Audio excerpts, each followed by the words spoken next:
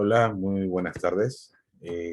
Bienvenidos el día de hoy a nuestra clase en el curso de Linux básico. Mi nombre es Efraín Ayala. Eh, el día de hoy vamos a abordar un tema importante, como todos los demás, en nuestro aprendizaje en camino a conocer un poco más de este sistema operativo Linux.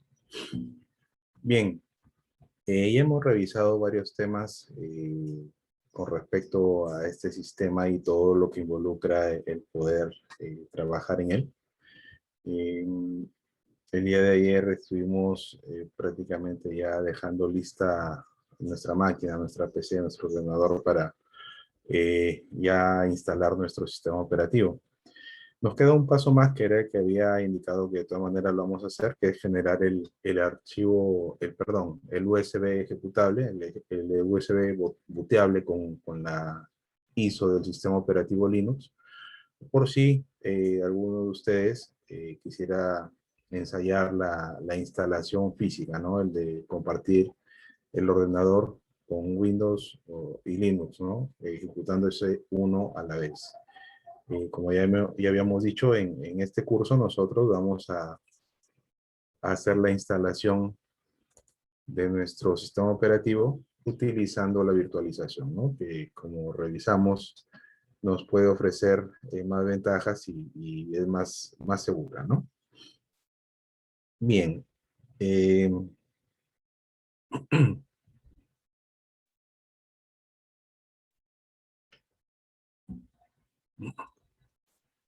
Ok. Entonces, vamos a repasar algo breve, como siempre conocer los fundamentos es importante. Vamos a repasar algo breve con respecto a esto, al sistema de archivos. A ver, si nosotros, como vamos a hacer, vamos a instalar Linux en un equipo con Windows, y estos equipos, digamos, van a convivir, a consistir en la misma máquina, debemos tener en cuenta que el sistema de archivo de cada uno de estos sistemas operativos es diferente. ¿Qué es el sistema de archivo? Es lo que en Windows nosotros llamamos o conocemos como el explorador de archivos que nos muestra las carpetas, sus ubicaciones, en qué unidad está. ¿Correcto? Esto no funciona de esta misma manera en Linux. Y eso es lo que tenemos que revisar en esta clase, por lo que muchas veces o casi siempre causa confusión. Como o estamos acostumbrados a las unidades de disco, a las carpetas por nombre, pocas veces sabemos qué carpetas utiliza el Windows. Entonces, este es un tema importante a tener en cuenta y además para saber las diferencias entre ambos sistemas, ¿verdad? Bien, entonces, el sistema Linux reside bajo un árbol jerárquico de directorios muy similar a la estructura del sistema de plataformas Unix. Originalmente, en los inicios, este árbol de directorios no sería un estándar para todas las distribuciones, no eran no todos eran iguales, no todos seguían el mismo árbol de directorios, ¿no? Entonces sí encontramos diferencias entre una y otra distribución.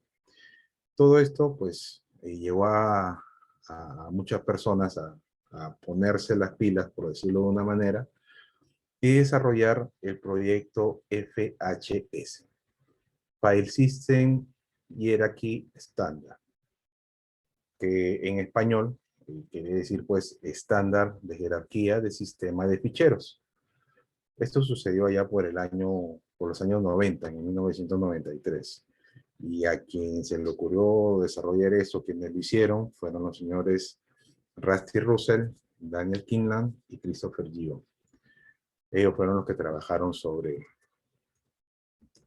el sistema de archivos FHS. FHS se define como un estándar que detalla los nombres, ubicaciones, contenidos y permisos de los archivos y directorios, ¿no? Es decir, un conjunto de reglas que especifican una distribución común de los directorios y archivos en el sistema Linux, o los organiza, ¿no? Les da un orden y una forma de funcionar. Eh, este sistema, este formato, se creó inicialmente para estandarizar la estructura del sistema de archivos para sistemas GNU Linux. Y más tarde, en ese mismo año, también su aplicación sería en sistemas Unix, ¿no? FHS no es más que un documento guía, es decir, cualquier fabricante de software independiente o cualquier persona que decida crear una nueva distribución de Linux, por ejemplo, podría aplicarlo o no a esta nueva versión. Con la ventaja de que si los integra en el sistema, el entorno de este será mucho más compatible pues, con la mayoría de distribuciones que sí lo aplican, ¿no? O sea, digamos, no será aislado y las ventajas es que va a poder interactuar o va a ser muy similar en soluciones que las otras distribuciones, ¿verdad? Es importante también saber que este estándar FHS es en cierto modo flexible, es decir, existe cierta libertad en el momento de aplicar las normas. De ahí que existan en la actualidad leves diferencias entre algunas distribuciones de Linux, ¿no? Mm, a ver, estos son un poco en resumen qué es lo que persigue FHS, ¿no? Sus objetivos. Primero, presentar un sistema de archivos coherente y estandarizado, ¿no? Por eso principalmente se gestó, porque no había un orden antes, se hacía un poco a la deriva como mejor se le ocurriera a alguno de los desarrolladores, ¿no? Después, facilidad para que el software prediga la localización de archivos y directorios instalados. Y eso es muy importante para que el sistema no caiga en recursividades, ¿verdad?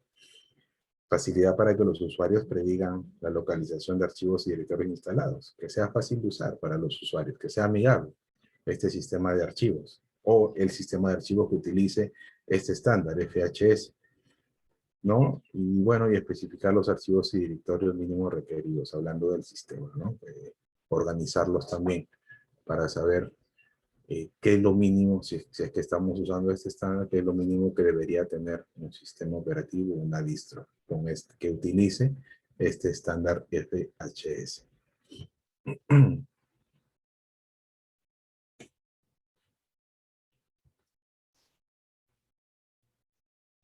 Este estándar eh, está enfocado a fabricantes de software independientes y creadores de sistemas operativos para que establezcan una estructura de ficheros lo más compatible posible, ¿no? Esa es una de las características.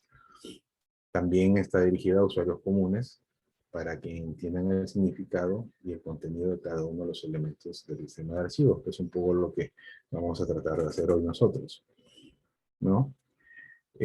Además, FHS manifiesta algunas diferencias entre varios tipos de archivos que pueden haber en el sistema, como por ejemplo los archivos compatibles y los no compatibles, que son ficheros propios de un host determinado y hay otros ficheros que pueden compartirse entre diferentes hosts. Por ejemplo, los archivos que están dentro del directorio var www.html, que es el document root por defecto del servidor web Apache. Aquí es donde se almacena inicialmente el archivo index HTML de una página web, que normalmente es el que inicia un sitio web, ¿no? Esos son archivos compartibles, por ejemplo, ¿no? Un archivo no compartible, por ejemplo, los que están en el directorio boot y dentro de este directorio boot, dentro del directorio graph. Esto lo vamos a ver con mayor detalle más adelante. Es posible que sea un poco confuso ahorita con la nomenclatura que vemos aquí a la derecha, pero la idea es que nos familiaricemos con ellos, ¿no? ¿Qué archivos hay dentro de este directorio? Aquí se ubican pues, los ficheros del gestor de arranque group de Linux. Es el que administra, por ejemplo, este directorio es donde se administra el arranque de los sistemas operativos cuando hay más de uno en el ordenador. Si nosotros hubiéramos elegido hacer la instalación en este curso por la primera opción que revisamos, que se ejecute uno u otro archivo, uno u otro sistema operativo en el ordenador, sea Windows o sea Linux, quien se iba a encargar de pedirnos la decisión qué sistema operativo cargar, iba a ser este group, ¿no? Nos iba a presentar un menú al encender nuestro computador que nos iba a pedir tomar la decisión si cargaba Linux o si cargaba Windows, ¿no? Entonces, solo para un poco identificar mejor a qué nos referíamos con este subdirectorio. Entonces, por ejemplo, esos archivos que se guardan ahí en ese subdirectorio no son compartibles, ¿no? Entonces, esos archivos solo los administra el sistema. Ahí la diferencia entre compartibles y no compartibles.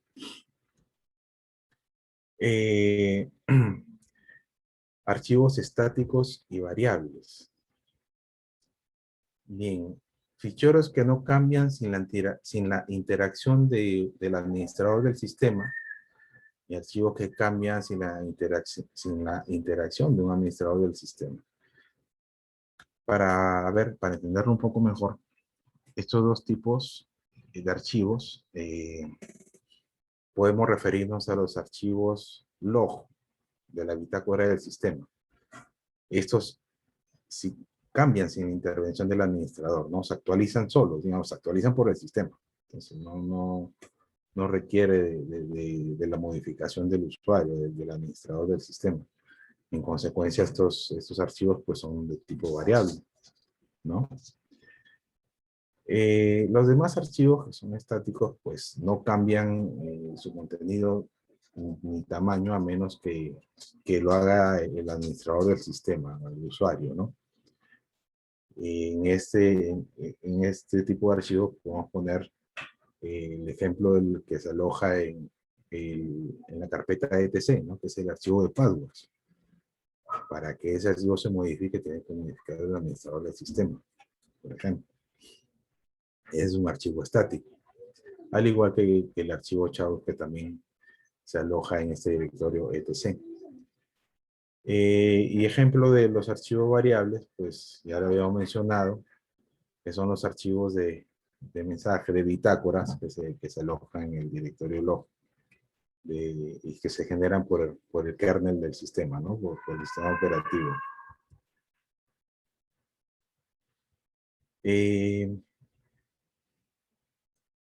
Este es un concepto importante. Todo en Linux es un archivo. Todo lo que en un sistema Linux ve, para Linux es un archivo. Tanto el software como el hardware. Este es un concepto distinto a Windows, ¿verdad? Desde el ratón, pasando por la impresora, el reproductor de DVD, el monitor, el directorio, un subdirectorio, un archivo de texto, todos Linux lo reconoce como un archivo. De ahí viene, por ejemplo, el término de montar o desmontar el CD-ROM, ¿no? Entonces, el CD-ROM se monta como un subdirectorio en el sistema de archivos. En ese subdirectorio se ubicará el contenido del disco compacto cuando esté montado y no habrá nada cuando se desmonte. Se lo maneja como un archivo. Para ver nosotros que tenemos montado en nuestro Linux, pues podemos ejecutar el comando mount y ahí nos aparecerán las unidades que tenemos montadas en el sistema, ¿no? Más adelante veremos dónde ubica Linux los elementos hardware del PC en el sistema de ficheros. ¿Okay? Aquí hay algo que tener en cuenta que es importante.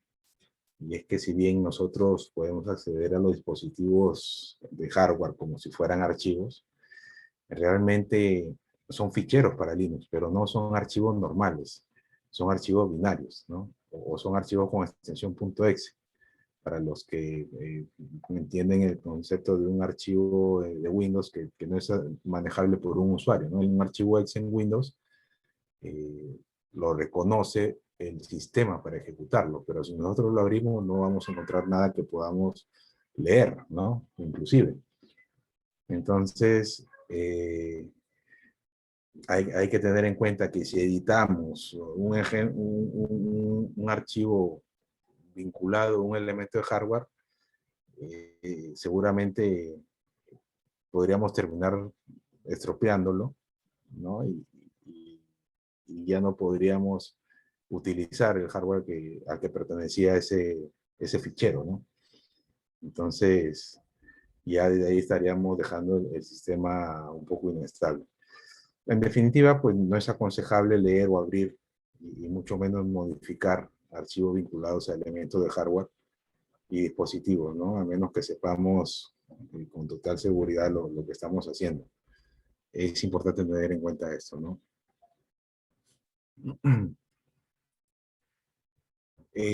Bien.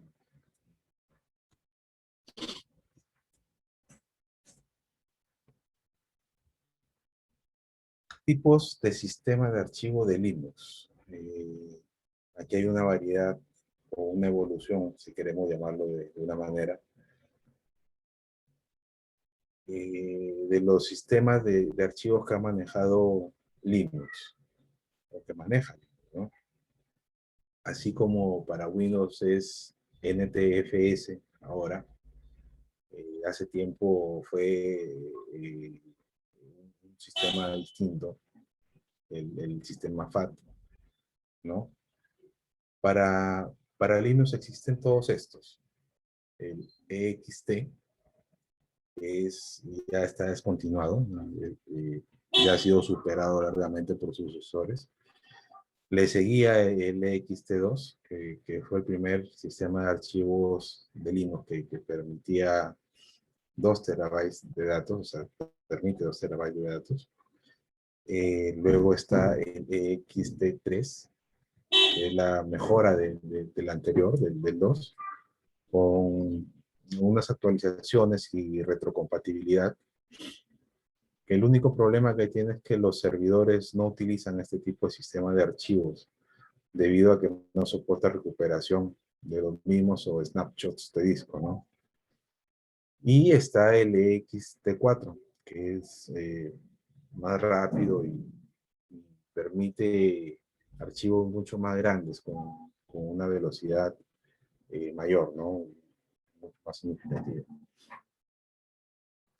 Es una buena opción para discos sólidos, ¿no? Además, cuando se intenta instalar cualquier distribución de Linux, este sistema de archivos por defecto sugiere Linux, ¿no? Ahora. Después tenemos también el sistema de archivo JFS. Es un sistema de archivos antiguos. Estos fueron hechos por IBM. Funcionan bien con archivos grandes y pequeños, pero falla y los archivos se corrompen después de un tiempo de largo de utilización, ¿no? Según se ha reportado. También existe el XFS, que es un sistema de archivos antiguo, que es lento, ¿no? Y trabaja con archivos pequeños. Está el otro tipo que es el BTRFS. Fue hecho por Oracle. No es tan estable como el EXT en algunas distribuciones, pero se puede decir que es un buen reemplazo si es necesario, ¿no? Tiene buen rendimiento. Bien, así que de todos estos, sabemos pues, que con el que el que está vigente, o digamos, el que mejor rendimiento tiene es el XT4, ¿no?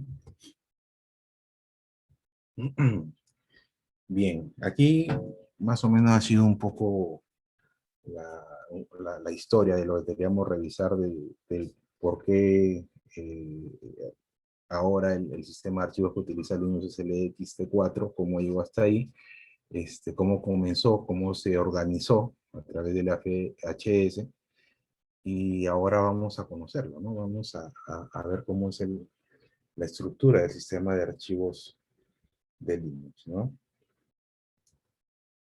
Pues bien, eh, nosotros que estamos acostumbrados a Windows, sabemos que Windows pues tiene particiones como el disco duro C, el disco duro D, ¿no? La unidad F o la unidad D de lector óptico, ¿no? Que se puede instalar Windows en cualquiera de esas particiones, hablando de los discos duros, aunque por defecto se utiliza la partición C, ¿correcto? Esa es la unidad por default en la que se instala nuestro sistema operativo Windows. Entonces, ¿cuál es la estructura del sistema de archivos de Linux? ¿Tiene una letra de unidad como C o D? Bien, no funciona así. Si nosotros navegamos por la partición root, la cual se representa por el slash, esa barrita oblicua, ¿no? Inclinada a la derecha, vamos a poder observar en el gráfico que el sistema de archivos es una jerarquía, ¿no? Entonces, la mayoría de las distribuciones de Linux tienen las mismas estructuras, con algunas diferencias muy puntuales entre ellas, ¿no? Pero la mayoría tienen este tipo de distribución como vemos en este gráfico. Todo comienza en root, que es una barra, no es una letra, no es una unidad como la hemos conocido hasta el día de hoy solamente en Windows, sino que comienza con el slash, ¿no? Y debajo del slash, debajo del root, vienen otra serie de carpetas que cada una tiene su objetivo, tiene su porqué, su razón de ser, ¿no?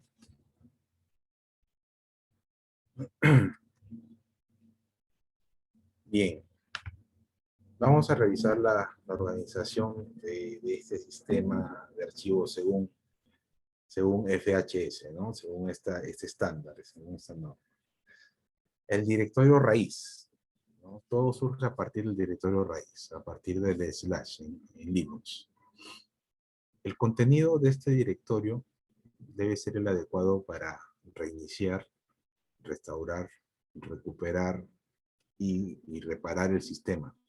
Es decir, debe proporcionar todos los medios, todos los métodos, herramientas y utilidades necesarias para que estas opciones, estas especificaciones se puedan cumplir.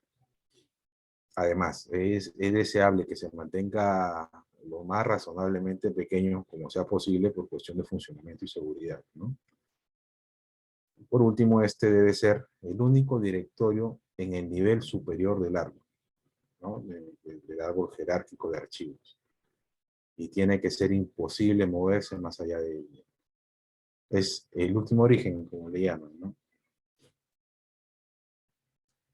Vamos a revisar algunos de los directorios al interior o debajo del directorio raíz, debajo del root, del slash. Y vamos a entender su función dentro de esta estructura de directorio de archivos, ¿no? De esta estructura de archivos de Linux.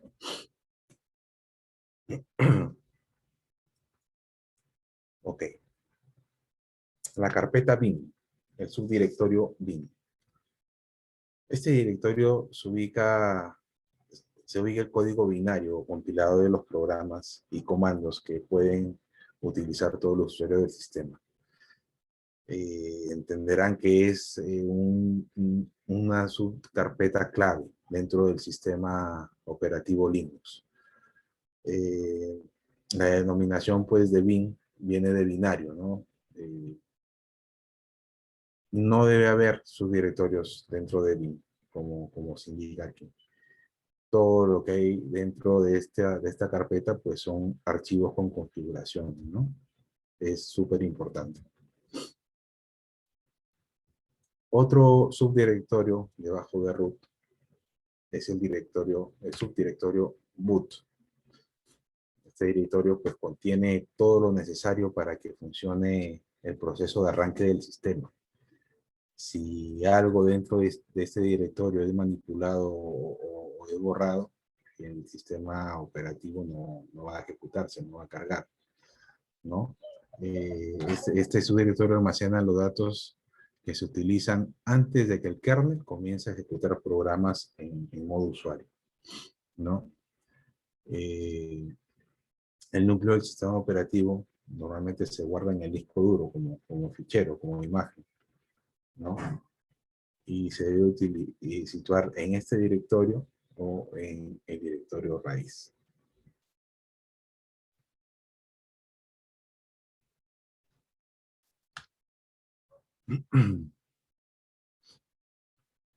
El núcleo, el kernel, tiene la capacidad de crear dos entornos o modos de ejecución totalmente separados.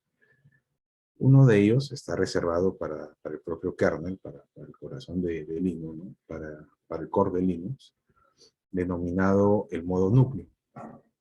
Y el otro está reservado para el resto de programas, llamado el modo usuario. Realmente se crean dos entornos totalmente separados, es decir, cada uno tiene su propia zona de memoria y procesos independientes. Hay que darnos cuenta que esta técnica ofrece pues mucha seguridad y estabilidad al sistema.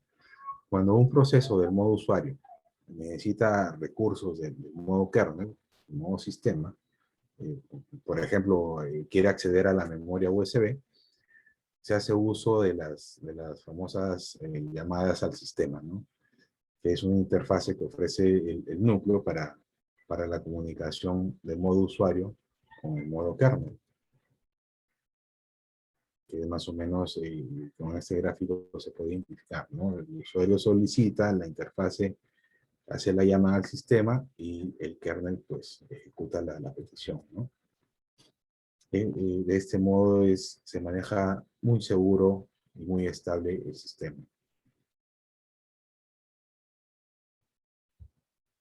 Otra carpeta importante también es la carpeta dev. Este directorio pues almacena las definiciones de todos los dispositivos. Como hemos mencionado, cada dispositivo tiene asociado un archivo especial. Recordemos, todo en Linux es un archivo, ¿no? Aquí tenemos pues ficheros asociados al ratón, al ratón pues que es tipo al cableado, que es el PS2. Dentro del directorio del archivo será el PS aux, ¿no? PS auxiliar, a modo de ejemplo. Además, es importante saber que los dispositivos pueden ser de bloque o de carácter. Normalmente, los dispositivos de bloque son los que almacenan datos, y los de carácter son los que transfieren datos. En definitiva, pues, la estructura de este directorio es algo complejo. Mm, sería algo extenso de tratarlo en detalle, pero lo que debemos hacer es reconocer la importancia de este directorio. Ese es el que maneja todos los dispositivos o los periféricos del ordenador, de la PC o de la laptop, ¿no? Hay que tenerlo bien en cuenta. Recordemos, o sea, todos los subdirectorios que tienen que ver con el funcionamiento de Linux, eh, tenemos que guardar cierto respeto en su manipulación, ¿no? Ya como hemos dicho, para Linux todo es un archivo y todo lo reconoce por archivos. Así está como he venido ejemplificando en el archivo bin, el archivo boot, este archivo dev, todos tienen su función específica y dentro de ellos encontraremos archivos. Y cada uno de esos archivos tiene su función y su manera de desempeñarse, ¿no? Y eso lo reconoce el sistema. Eso lo lee el sistema, ¿no? Algunos de los archivos para nosotros serán ininteligibles y solamente los interpreta el kernel, ¿no? Bien. Otro subdirectorio que vamos a encontrar debajo de root es el directorio etc, ¿no? En este subdirectorio vamos a encontrar los archivos necesarios para configuración del sistema. Archivos que son propios del ordenador y que se utilizan para controlar el funcionamiento de diversos programas, ¿no? Las configuraciones. Estos deben ser ficheros estáticos, y nunca deberán ser archivos binarios o ejecutables, ¿no? Algunos subdirectorios contenidos en etc. Tenemos, por ejemplo, el subdirectorio X11. En ese subdirectorio se guarda la configuración del sistema de ventanas, que es opcional.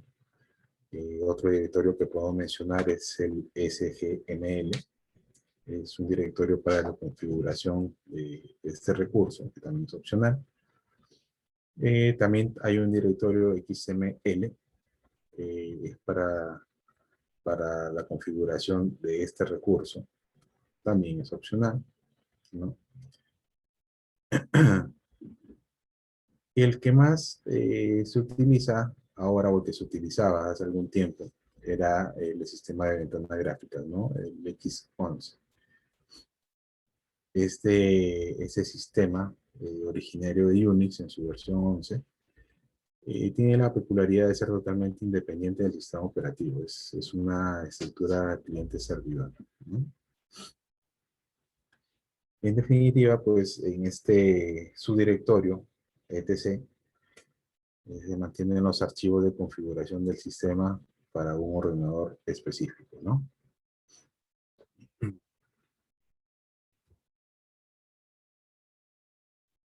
Bien, el subdirectorio home. Este directorio tiene relación directa con el usuario. Este subdirectorio pues contiene los subdirectorios de los directorios origen para cada uno de los usuarios del sistema. Aquí en esta imagen se muestra una carpeta usuario. ¿Qué quiere decir? Que esta carpeta corresponde a un solo usuario que tiene el sistema de nombre usuario. O sea, es como cuando nosotros, haciendo la comparación, en Windows, cuando lo formateamos y nos pide nuestro nombre de usuario, no le ponemos nuestro nombre y le ponemos usuario. Cuando carguemos Windows, así nos dará la bienvenida, ¿no? Como usuario. Eso es lo que pasa aquí, eso es lo que está representando esta carpeta. Y al momento de la instalación del sistema operativo de Linux, al momento de solicitar el nombre de usuario, le colocaron este nombre. Por eso se generó la carpeta usuario dentro de la carpeta home, subcarpeta home de Linux. Si hubiéramos puesto otro nombre de usuario, por ejemplo, Camex, estaríamos viendo como nombre de esta carpeta Camex. ¿Entienden? Entonces, cada subdirectorio home user, ¿no? Así como en inglés, home usuario, proporciona el lugar para para almacenar sus ficheros, así como los archivos de configuración propios de cada uno de los usuarios, ¿no? En la carpeta personal de cada usuario tenemos otras carpetas, así como otros archivos y carpetas ocultas que guardan información de configuraciones de las aplicaciones del usuario, ¿no? Como las descargas, documentos, escritorio, imágenes, música, plantillas. Esto en sí ya es muy similar a lo que ya nosotros conocemos con Windows, ¿correcto? Sin embargo, esto que estamos repasando ahorita, que es la estructura de archivos, es para entender qué hay detrás de ese entorno gráfico que nosotros reconocemos muy fácilmente. Con la carpetita sabemos que es un directorio, pues nosotros lo vemos como carpeta y vamos a saber que dentro de esa carpeta podemos encontrar archivos, ¿no? Entonces, sin embargo, la manera lógica de ver esto es como lo estamos explicando aquí. Y es importante que lo sepamos para poder diferenciar eh, entre Windows y Linux y cómo se comportan, ¿no? Que sí hay diferencia en realidad, a pesar de que gráficamente son muy similares para nuestros ojos. Podríamos decir que es lo mismo, sin embargo se comportan totalmente distintos, ¿no? Entonces, en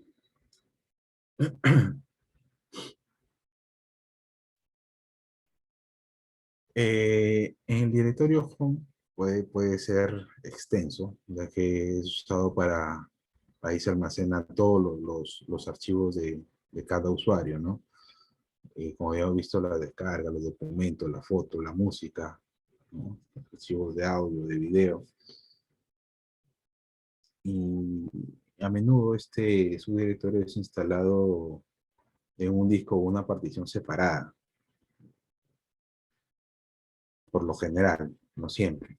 Cuando hacemos la instalación normal o regular, eh, sucede como con Windows, ¿no? Se instala todo en una sola partición.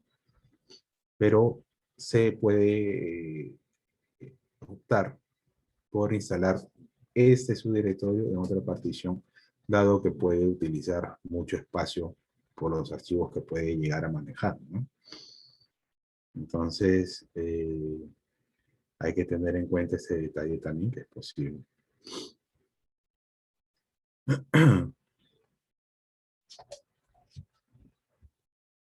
Hay un detalle que, por ejemplo, no hemos visto aquí todavía y que sí quisiera mencionarles para luego desarrollarlo un poco de manera más amplia más adelante, ¿no? El sistema Linux tiene un usuario administrador, que es el que tiene como en Windows, todos los permisos para acceder y hacer todas las modificaciones posibles en Linux. Así como en Windows se llama administrador, tiene esa denominación, la categoría, digamos, de administrador. El usuario puede llamarse José, Pablo, Luis, pero tiene la categoría de administrador. En Linux, el que tiene esta categoría es el usuario root, es el usuario, el superusuario se le llama, ¿no? Este usuario root no se almacena en este subdirectorio home, tiene su propio directorio de root. Entonces, esa idea se las dejo ahí como un tip para que lo tengan en cuenta para más adelante, ¿no? Más adelante podremos desarrollarlo.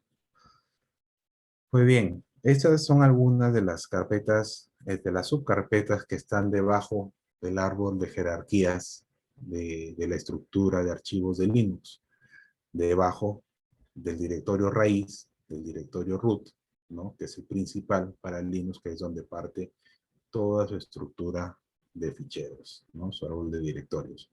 Hay otras más que las voy a mencionar rápidamente.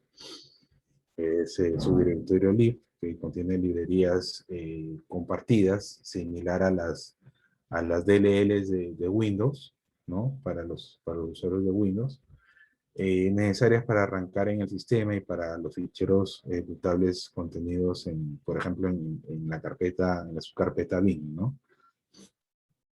Eh, Normalmente estas librerías son ficheros binarios, ¿no? Escritos en lenguaje C con las configuraciones respectivas, ¿no? Eh, Otra subcarpeta que está debajo de este directorio root es la carpeta media, subcarpeta media. Esta contiene pues los subdirectorios que se utilizan como puntos de montaje para los medios de almacenamiento, como por ejemplo el CD-ROM o los USBs, ¿no? Otro subdirectorio es el MNT, que contiene sistemas de archivos externos que hayan sido montados, ¿no? Las entidades que aparecen dentro de este subdirectorio pues representan recursos externos a los que se puede acceder a través ¿no? Está la carpeta OPT también. En este directorio OPT, que hace alusión a la palabra options o opciones en castellano, se suelen instalar complementos o add-ons de programas, ¿no? También está la carpeta root que les había mencionado hace unos instantes. Ese es el directorio home del administrador del sistema, ¿no? De root, del superusuario. Como habíamos dicho, esta carpeta no va dentro de la carpeta home. Esta tiene su propia carpeta debajo de raíz, ¿no? Debajo de root. Es slash root. También tenemos la carpeta sbin, ¿no? Que es donde los programas y comandos que se utilizan para la administración de sistemas se almacenan, ¿no? En sbin, usrbin, usrlocal sbin. También tenemos la subcarpeta srd, que contiene los archivos de datos específicos para cada servicio instalado en el sistema.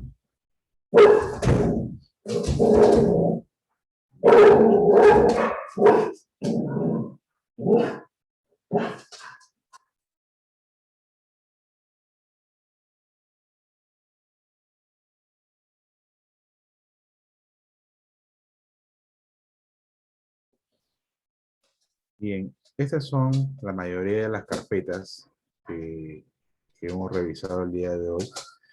Hay otras más, ¿no? Que el tiempo sería muy extenso para poder revisar. Sin embargo, lo que quería dejar en claro en esta clase, pues, es que entendiéramos cuál era la estructura del sistema de archivos de Linux y establecer la diferencia con Windows, eh, que de por sí, pues, no guarda mucha relación, ¿no? Tal vez sí en los nombres, en la manera de accesarlos, pero como hemos visto en Windows, accedemos a las carpetas por medio de una letra, ¿no? De un índice, y dentro de ese encontramos todas las carpetas que creamos nosotros como usuarios. Seguramente algunos de nosotros conoceremos las carpetas, el directorio de carpetas del sistema de Windows, que es muy poco conocido si no tienes un nivel técnico, ¿no? Pero aquí hemos tratado un poco de interiorizar esa parte con respecto al sistema operativo Linux. Pues bien, hasta aquí vamos a llegar el día de hoy. Lo veremos en una próxima clase, donde vamos a generar el archivo ejecutable, perdón, el USB de instalación de Linux, por si alguno de ustedes quisiera hacer la instalación física, ¿no? De compartir la PC o la laptop, o ejecutando o Linux o ejecutando Windows, ¿no?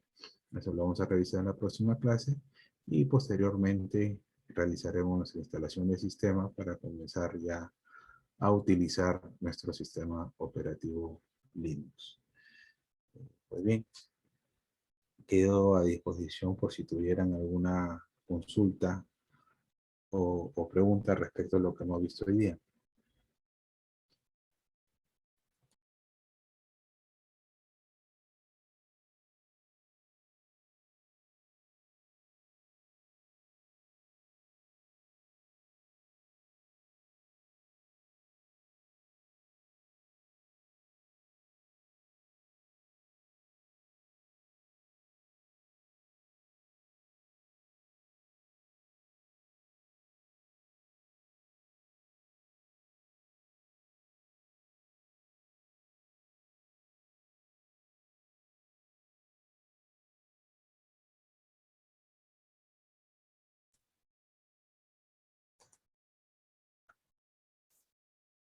Muy bien, entonces me despido, conmigo será hasta la siguiente clase de nuestro curso Linux básico. Que tengan muy buenas noches.